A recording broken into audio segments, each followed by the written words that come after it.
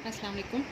आज का जो हमारा टॉपिक है वो है difference between entity class and entity instance. ठीक है, ये छोटा सा एक टॉपिक है। उसके बाद आगे वो ये रिलेशनशिप की टाइप्स ही जो कि हम पहले पढ़ चुके हैं उनको थोड़ा सा डिटेल में देखेंगे।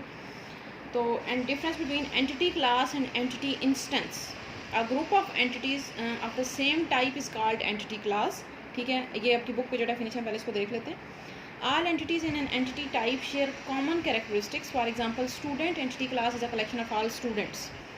A member of an entity class is also known as entity instance. For example, a student Abdullah of a student entity type is called entity instance. ठीक है, यानी कि सिंपल चीज़ है कि आपके पास एंटिटी क्लास क्या होती है। एंटिटी क्लास जिसमें आपके पास एक एंटिटी होगी। ठीक है, फॉर एग्जांपल स्टूडेंट। तो अब ये जो है हमारे पास एंटिटी है, यानी कि जिसको आप एंटिटी कहते हैं, सिंपल उन्होंने इसको नाम दे दिया एंटिटी क्लास का। ठीक है, अगर अब इसके अंदर बहुत सारे स्टूडेंट्स होंगे ना, जब हम इसका टेबल बनाएंगे स्टूडेंट का, तो उसमें बहुत सारे स्टूडेंट्स आ जाएंगे।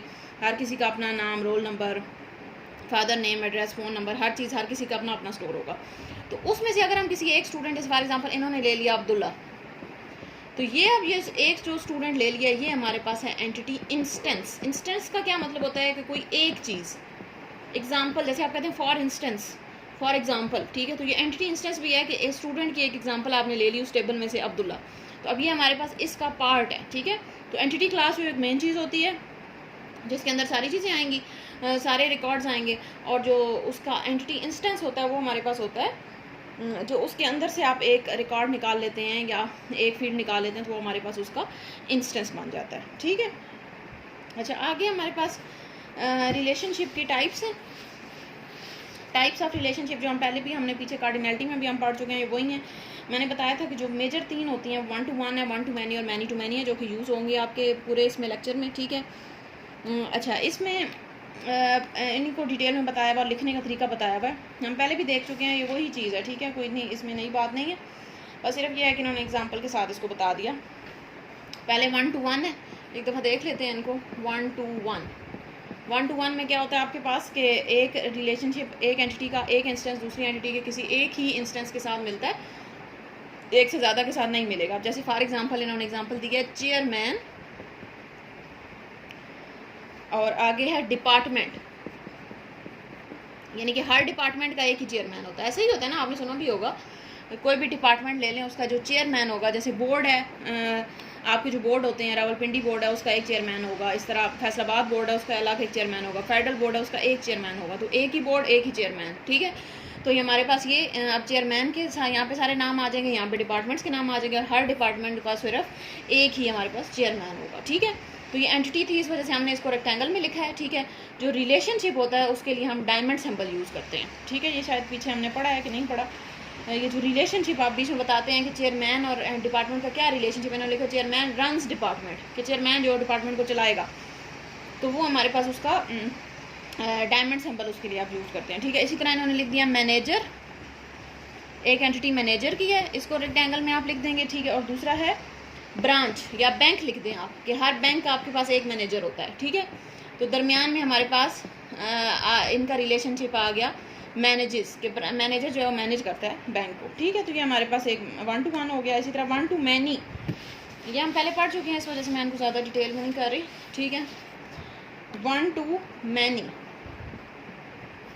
1 to many में क्या है, कॉलेज हैज़ डिपार्टमेंट। ऐसा ही है ना, हर कॉलेज के मल्टीपल डिपार्टमेंट्स होते हैं। कॉलेज की एक हमारे पास एंटिटी हो जाएगी, दरमियान में रिलेशनशिप आ गया हैज़ का, और आगे आ गया डिपार्टमेंट। तो कॉलेज, हर कॉलेज के जो है हमारे पास मल्टीपल डिपार्टमेंट्स होते हैं। अब जैसे कॉलेज में केमिस्ट्री का डिपार्टमेंट है, कंप्यूटर का डिपार्टमेंट है, साइंस का है, आर्ट्स का है। ठीक है, तो ये हमारे पास एक, यानी कि कॉलेज एक ही होगा और उसके एक से ज़्यादा डिपार्टमेंट होते हैं। इसी तरह इन्होंने एग्जांपल दी हुई है एम्प्लॉयर, एम्प्लॉयज़, एम्प्लॉय, यानी कि एम्प्लॉयर यानी कि जो हायर करने वाले लोग होते हैं वो लोगों को एम्प्लॉय करते हैं, यानी कि हायर करते हैं नौकरियों के लिए मल्टीपल एम्प्लॉयज़ को। ठीक है, अच्छा आगे जैसे मैनी टू मैनी है, ये भी देख लें। स्टूडेंट स्टडीज़ कोर्सेज़, तो ज़्यादा स्टूडेंट्स होते हैं और ज़्यादा कोर्सेज होते हैं। ऐसे ही है ना, अब आप मल्टीपल स्टूडेंट्स हैं और आप मल्टीपल कोर्सेज पढ़ रहे हैं, तो ये हमारे पास जो है मैनी टू मैनी हो जाएगी। इसी तरह है रीडर रीड्स बुक्स, तो रीडर भी ज़्यादा हो सकते हैं और पढ़ने वाले भी ज़्यादा हैं, तो वो हमारे पास। हाँ, ये बात है कि जब आप 1 to 1 लिखते हैं, जैसे फॉर एग्जांपल मैंने लिखा था मैनेजर,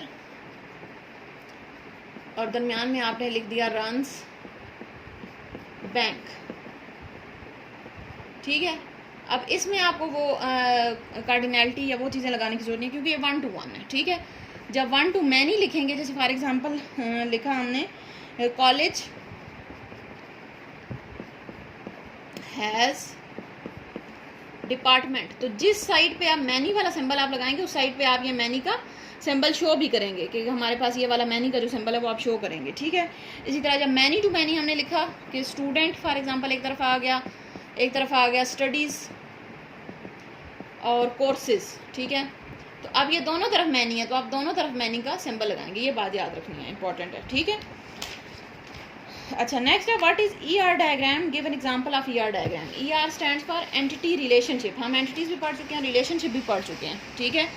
तो एंटिटी क्या होती हैं, जो टेबल्स होते हैं, जैसे स्टूडेंट की एंटिटी है, टीचर की एंटिटी है, ये हमारे पास एंटिटीज़ थी। और रिलेशनशिप जो है वो दोनों के बीच में, दो एंटिटीज़ के बीच में, जैसे हमने रिलेशनशिप बनाया कि चेयरमैन रन्स डिपार्टमेंट या मैनेजर मैनेजेस बैंक्स या जो भी आप करते हैं, जो बीच में जो रिलेशनशिप होता है ये रिलेशनशिप में ई आर में आ जाएगा, ठीक है। E R diagram is a graphical representation of tables in a database and the relationships between them. Graphical representation होती है, यानी कि आप जो है वो टेबल्स और इनके एंटिटीज़ के बीच में हमारे पास जो है वो रिलेशनशिप बनाते हैं। It was developed by Peter Chen in 1976, ठीक है। Use to represent 3 different type of symbols, ये हम पढ़ चुके हैं पीछे। एक हमारे पास एंटिटी का सिंबल होता है जो कि रेक्टेंगल होती है, एक हमारे पास रिलेशनशिप का सिंबल होता है और एक हमारे पास एट्रीब्यूट का सिंबल होता है। तो ये तीनों चीज़ें मिलकर आप एंटिटी रिलेशनशिप डायग्राम बनाते हैं, ठीक है। अब जैसे एग्जांपल है आपकी, an example of ER diagram for car manufacturer is as follows. अब ये आपने याद रखना है कि जो लाइन ऊपर लिखी हुई होती है उसको पढ़ के आप ईआर डायग्राम बनाते हैं, ठीक है ना। यानी कि आपको वो जो स्टेटमेंट है उसको पढ़ना आना चाहिए ईआर डायग्राम में, ठीक है। अब जैसे फॉर एग्जांपल ये एक डायग्राम को छोड़ दें, बुक सबके पास होनी चाहिए, ठीक है। डायग्राम को छोड़ दें, नीचे आएँ, इसमें है manufacturer builds car.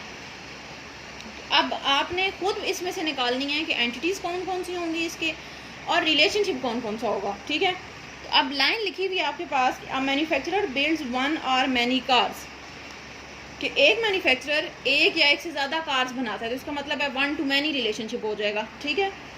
A car is built by only 1 manufacturer, यानी कि कार जो है हमारे पास सिर्फ एक ही मैन्युफैक्चरर बना सकता है और एक मैन्युफैक्चरर एक से ज़्यादा कार्स बना सकता है। तो क्या हो गया, कौन सा रिलेशनशिप हो गया, 1 to मैनी रिलेशनशिप है, ठीक है।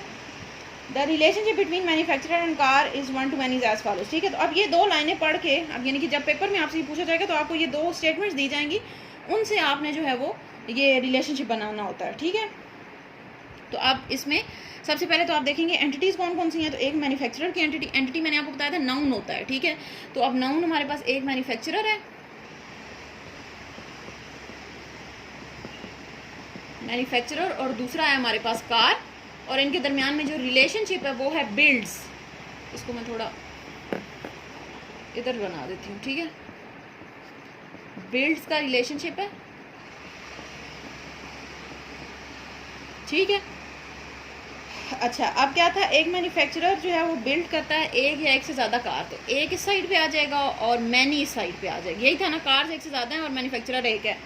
और उसके बाद car is build by only 1 manufacturer, तो एक कार हमारे पास जो है वो सिर्फ एक ही मैन्युफैक्चरर बनाएगा, तो ये हमारे पास 1 to मैनी का रिलेशनशिप बन जाएगा।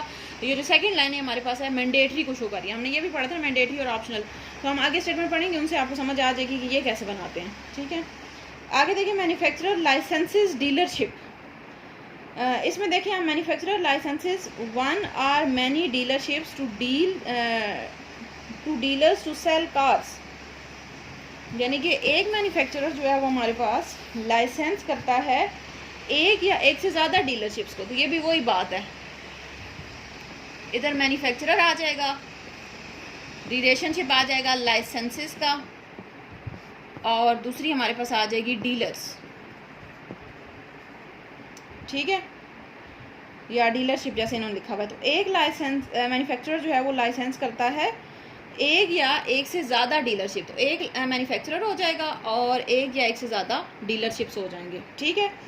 उसके बाद है a single dealership is licensed by only 1 manufacturer, तो इसका मतलब है कि एक डीलरशिप जो है वो सिर्फ एक ही लाइसेंस, ये मैंने आपको बताया था कि जो रिलेशनशिप होते हैं बाय डायरेक्शन होते हैं। पहले हमने एक डायरेक्शन में देखा कि एक मैन्युफैक्चरर एक से ज़्यादा डीलर को, उसके बाद दूसरे डायरेक्शन में भी बताया हुआ है कि एक डीलरशिप जो है वो हमारे पास सिर्फ एक मैन्युफैक्चरर को डील करेगा। तो एक रिलेशनशिप जो है वो हमारे पास सिर्फ एक डीलर जो है हमारे पास सिर्फ एक मैन्युफैक्चरर को डील कर सकता है, ठीक है। तो ये हम दोनों वेज में जो है रिलेशनशिप बनाते हैं, ठीक है। नेक्स्ट है मैन्युफैक्चरर कॉन्टैक्ट शिपर।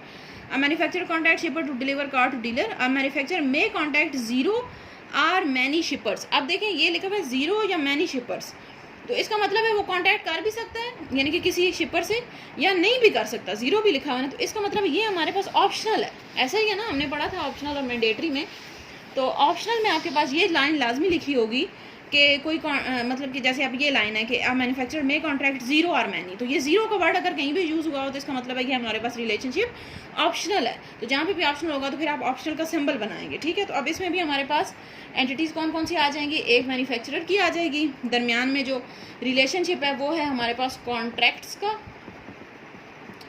कॉन्ट्रैक्ट्स, और आगे है जो शिपर दूसरी एंटिटी है, ठीक है। अब इनका जो कार्डिनैलिटी और मोडेलिटी जो दोनों होती हैं वो आपने फाइंड करनी है। तो सबसे पहले कार्डिनैलिटी कैसे है, manufacturer may contract zero or many shippers, zero भी हो सकते हैं और मैनी भी, तो मैनी भी लगा दें और जीरो के लिए आप ऑप्शनल भी लगा दें, और एक मैन्युफैक्चरर है तो आप एक बना दें। उसके बाद single शिपर could have contract with at least one manufacturer, तो एक शिपर जो है वो हमारे पास एक मैन्युफैक्चरर से लाजमी रब्ता करेगा, तो मैन्युफैक्चरर की तरफ से लाजमी हो जाएगा और इधर हमारे पास ऑप्शनल हो जाएगा, ठीक है। उसके बाद शिपर transport cars. A shipper transports one or many cars. A car can be transported without any shipper or by many shippers, ठीक है। तो अब इसमें भी हमारे पास यही हो जाएगा कि a shipper transports one or many cars, तो दोनों तरफ हमारे पास मैनी हो जाएगा, ठीक है। एक अब देखिए हमारे पास क्या होगा, एक शिपर जो है वो एक या एक से ज़्यादा कार जो है वो ट्रांसपोर्ट करता है।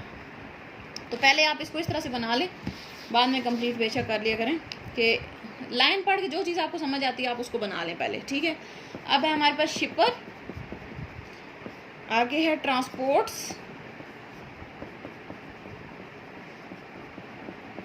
ट्रांसपोर्ट्स कार्स, ठीक है। शिपर जो है वो ट्रांसपोर्ट करता है कार्स को, ठीक है।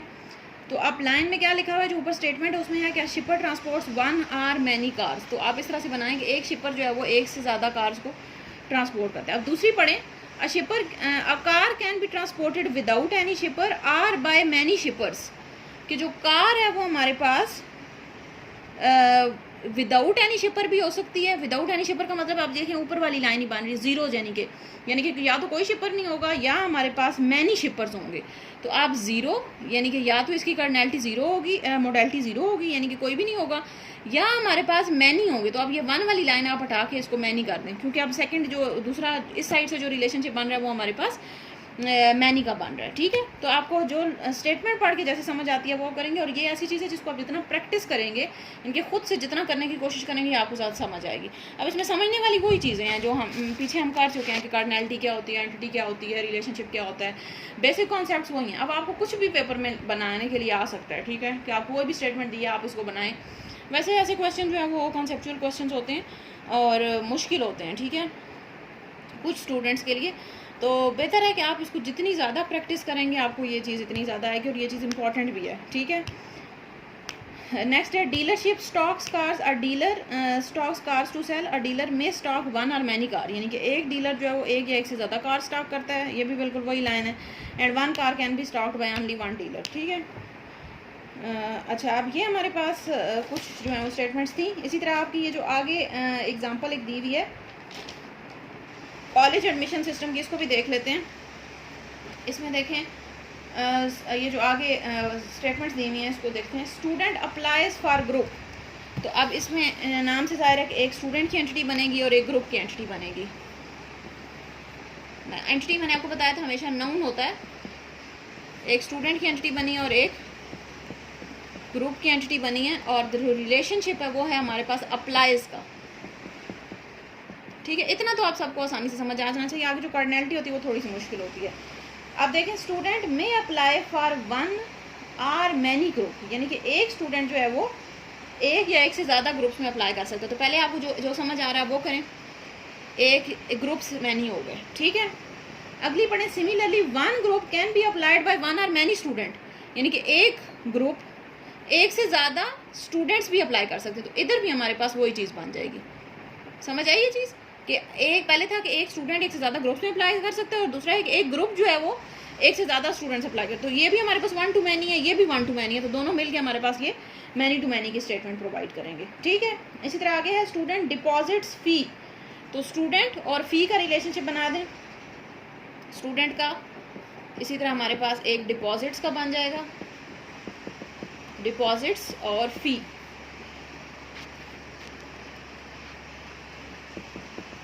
ठीक है, अब इसमें स्टेटमेंट पढ़ें। A student can deposit fee for only one group, यानी कि एक स्टूडेंट जो है वो एक ही ग्रुप के लिए फ़ी डिपॉजिट कर सकता है, एक से ज़्यादा नहीं। अगला पढ़ें, हाउएवर वन और many students may deposit the fee for the same group, कि एक या एक से ज़्यादा स्टूडेंट जो हैं वो many students may deposit fee for the same group, यानी कि मैनी स्टूडेंट्स, अब स्टूडेंट की साइड पे कह रहे हैं मैनी है और वो एक ग्रुप के लिए फ़ीस, यानी कि पहले था कि हमारे पास एक स्टूडेंट एक ग्रुप के लिए फ़ी जमा करवा सकता है। ठीक है, वो आपने कर दिया। A student can deposit fee for only one group. उसके बाद है दूसरी स्टेटमेंट है कि वन और मैनी स्टूडेंट में deposit fee for the same group. ठीक है, कि मैनी स्टूडेंट्स जो हैं वो सेम ग्रुप के लिए भी अप्लाई कर सकते हैं। तो इधर हमारे पास मैनी आ जाएगा और इधर हमारे पास वन आ जाएगा। ठीक है, तो ये इस तरह से आप स्टेटमेंट पढ़ के जो है वो बारी बारी इन चीज़ों को सॉल्व करते हैं। ठीक है, और ये मैंने आपको बताया है कि आप इसकी जो है वो प्रैक्टिस करें। ठीक है, पहले आप इसको समझ लें अच्छी तरीके से, फिर मैं आपको इसकी प्रैक्टिस क्वेश्चन भी दे दूँगी, आप जिनको प्रैक्टिस करके आप जो है वो ज़्यादा बेहतर तरीके से इसको समझेंगे। ठीक है, थैंक यू।